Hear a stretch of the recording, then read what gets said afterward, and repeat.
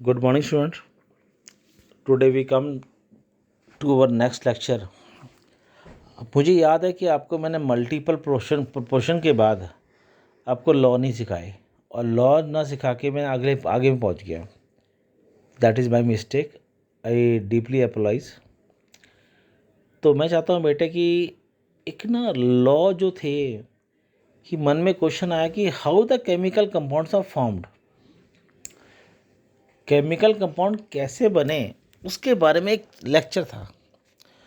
तो मैंने आपको chemical law of combination, law of conservation mass, law of multiple proportion सिखाया था. In that case I have told you कि बेटे आप ये मत सोचना. I think I have given the example of nitrogen and oxygen. Nitrogen have tendency to gain 3 electron and oxygen have tendency to gain 2 electron. वहाँ पे oxygen को 2 electron चाहिए और एन को 3 चाहिए. तो मैंने बताया था कि किसको जल्दी चाहिए और कौन सा जल्दी स्टेबल होगा. तो आई थिंक आंसर था कि सर ओ को 2 चाहिए, वो फटाफट काम कर लेगा. एन को 3 चाहिए तो उसका काम लेट लगेगा. It means O is more reactive than N. अगर एन और ओ की रिएक्शन होती तो O will definitely gain the electron and O have to lose. यही सिखाया था, राइट. तो बेटे यहाँ पे नेक्स्ट लॉ सिखाने से पहले आपको सुन, इसके लिए कोई बड़ी बात नहीं है कि वाई इट हैव गेन और लूज. मैंने आपको बताया था एग्जाम्पल कि आप अपने आप के assume you take as your example कि अगर आप किसी को मार सकते हो तो कोई आपको मारने वाला भी है. It means the total reaction depends upon the nature of an element. Whichever is come in front, that depends, it will lose or gain electron. Okay. So I think better is during this lockdown time we have to memorize each and everything कि sir हमने सीखना कैसे कैसे करना. Okay. तो next law पढ़ते हैं, Gay Lussac law. Okay. एक साइंटिस्ट था जिसका नाम था Gay Lussac law. Don't think it as in the latest tradition. एक नेम था. उसने H2 और Cl2 की रिएक्शन की और बना दिया 2HCl. ओके. इट मीन्स उसने यहाँ पे H के आगे कुछ लिखा था 1, मतलब यहाँ पे O के आगे कुछ लिखा था मतलब 1.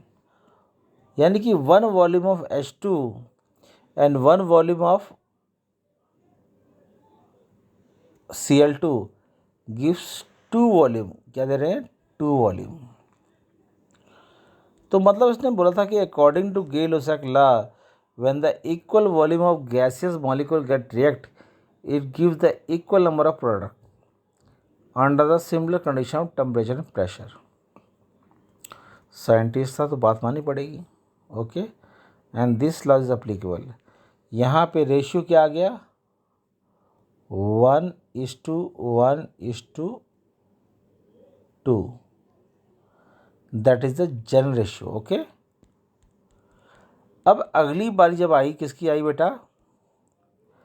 एवोगाड्रो. किसकी आई बेटा? एवोगाड्रो की वैल्यू आई.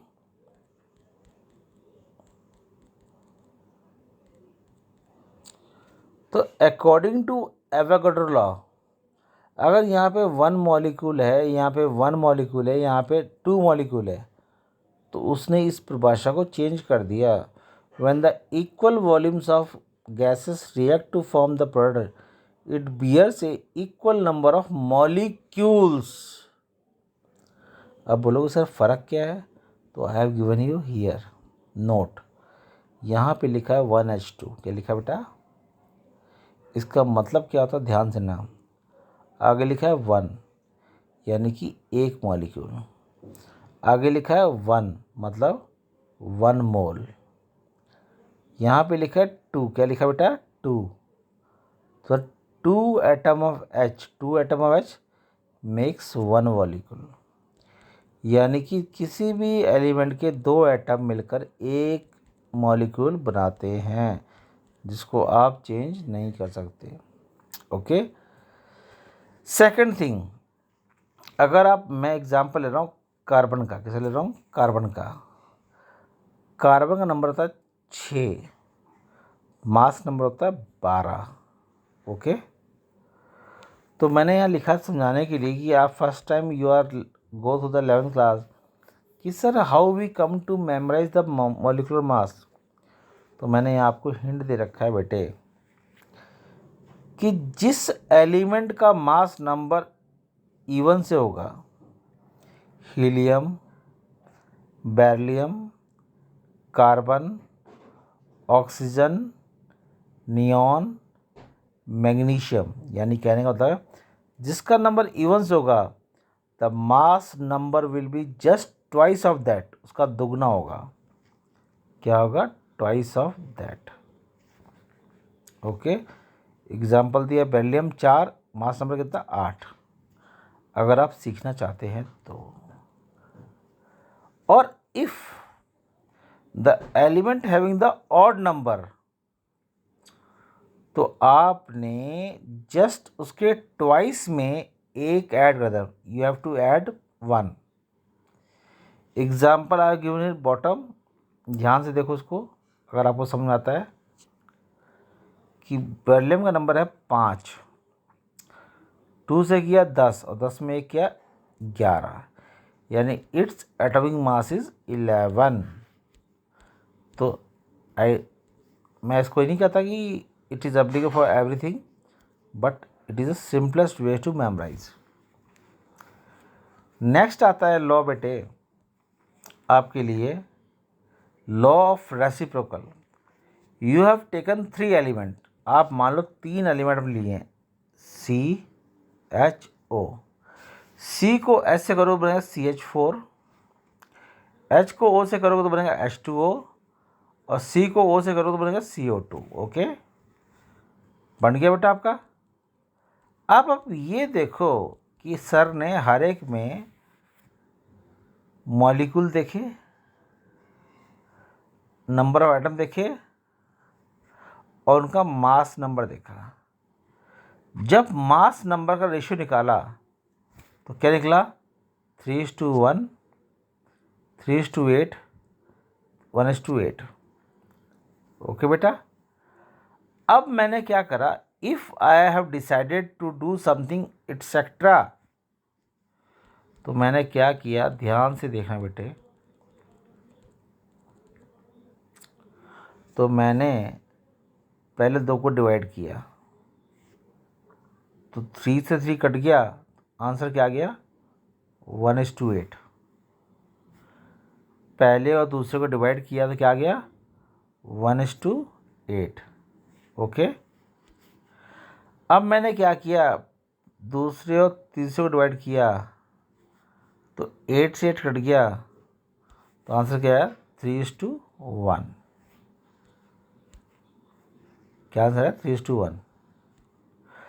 अब मैंने फर्स्ट को लास्ट से किया, कटिंग किया, 3 कट गया, तो आंसर आ गया 3:8। It means the fixed mass of one element combined with the different mass of other 2 elements which bears a simple multiple ratio with each other. Such law is called an reciprocal law. Okay. तो यहाँ पे note लिख रखा है, मैंने आपको समझाने के लिए कि नोट लिख रखा है कि बेटे कि डेफिनेशन तब बनती है जब इंसान को सीखता है, जब इंसान सीखता है तब हम करते हैं आगे। ओके बेटा। नेक्स्ट आता है हमारा लिमिटिंग रिजल्ट। क्या आता है बेटा? Limiting result. Limiting result, the reactant which is limited in amount, या मीन्स कि कोई रिएक्शन जिसके अंदर रिएक्टेंट पूरा कंज्यूम हो जाए, the reactant in reaction which consumed completely in reaction, उसे कहते हैं लिमिटिंग। जो चीज़ समय होते ही ख़त्म हो जाए तो वो लिमिट में है। जैसे एग्जांपल दे रखा है मैंने N2 का, अपनी समझ कि N2 को 3s2 से किया तो बन गया ये, और इनका actual molecular mass N2, N का मतलब 7, 7 दूनी 14, इसका मतलब 28 होता है, इसका 6, दोनों को मिला के मिलना चाहिए 34 according to law of conservation of mass. यहाँ पे क्वेश्चन मैंने अपने से बनाया कि मान लो in a given reaction 14 gram of nitrogen is allowed to reduce the 18 gram of hydrogen to produce ammonia. तो बताओ कि इसके अंदर कौन सा लिमिटिंग है, कितना क्या बनेगा, क्या बचेगा। ओके, आप इसको ना आराम से पढ़ के समझना। तो जब कोई whenever I have to solve this such problem I have to go through the topic. तो मैं जो मेरे लिए आंसर है वो that is called as main reaction. मेरे लिए क्या है? मेन रिएक्शन मेरे लिए हेल्प है। तो मैं बोलूँगा कि 28 ग्राम के लिए 34 ग्राम बनता है। 28 ग्राम मैंने क्या करा बेटा, अभी मैं प्रोडक्ट नहीं लेता, तो मैं बोलूँ 28 ग्राम से 6 ग्राम कर रहा है, तो लिखा 28 ग्राम के लिए 6 ग्राम कर रहा है, तो 1 ग्राम के लिए कितना करेगा? 6/28। ओके, मगर नाइट्रोजन जो है मैं कितनी दे रखी है? 14 ग्राम। कितनी दे रखी है? 14। तो 14 के लिए कितना करेगी? तो मैंने आंसर लगाया, कैलकुलेशन करके लगाया। क्या लगाया कि अगर आप 14 ग्राम के लिए पता करते हो तो कैलकुलेशन में क्या आता है, हमें 3 ग्राम H2 चाहिए। कितने चाहिए? We required 3 gram of hydrogen gas, but यहाँ दे कितनी है? 18 ग्राम। तो आप समझते हो, आप समझते हो, क्या समझते हो?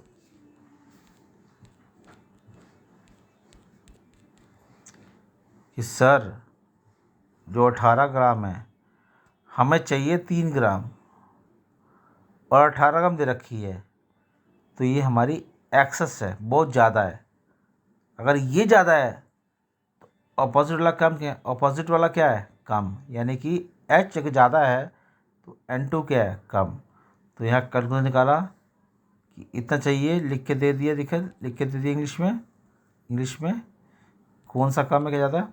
तो मैंने चेंज किया आगे कि तो इसका निकाला कंक्लूज़न कि N2 इज़ अवर लिमिटिंग, और N2 लिमिटिंग है तो मतलब बहुत कम है। तो अगर 18 ग्राम में 3 चला गया हाइड्रोजन का तो 15 ग्राम उसके वेस्ट है, वो इस्तेमाल हो भी नहीं रहा।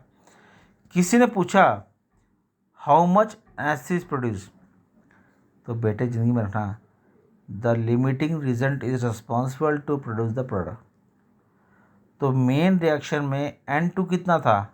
28। तो 28 ग्राम 34 ग्राम N2 दे रहा था, तो 1 ग्राम कितना देगा? इतना। तो अब बताओ कि N2 दिया कितना है? 14 ग्राम। कितना दिया बेटा? कितना दिया है? 14 ग्राम। तो मल्टी 14, तो 17 gram of acid produce. Normal reaction में 34 ग्राम प्रोड्यूस हो रहा था, but in actual when the amount get reduced it only gives a 17 gram of. तो ये चीज़ को भूलना मत बेटे, that is quite important for you. एक एग्जांपल सिंपल है, आपके घर में 2 चम्मच चीनी है और आपके घर में 4 लोग आ गए and you want to prepare a tea, think it as a student. तो 2 कप में चीनी डाल सकते हो, 4 कप में चीनी नहीं। इट मीन्स कि चीनी कम है तो चाय भी कम बनेगी, and that we called as limiting reagent, यानी कि जो पूरा कंज्यूम हो जाए। Okay, so go through the homework, go through the NCERT back exercise question regarding the limiting, Gay-Lussac law, etc. and think is a defined definition. what do you mean by the Gay-Lussac law, what do you mean by Avogadro law, what is the role of limiting agent, and the numerical related to the limiting agent. Okay, ये बेटे आपने तैयारी करनी है. Okay, I hope you will go through it and take care. Thank you बेटे, आप अपना तैयारी करें. बढ़िया. ओके बेटा, बाय.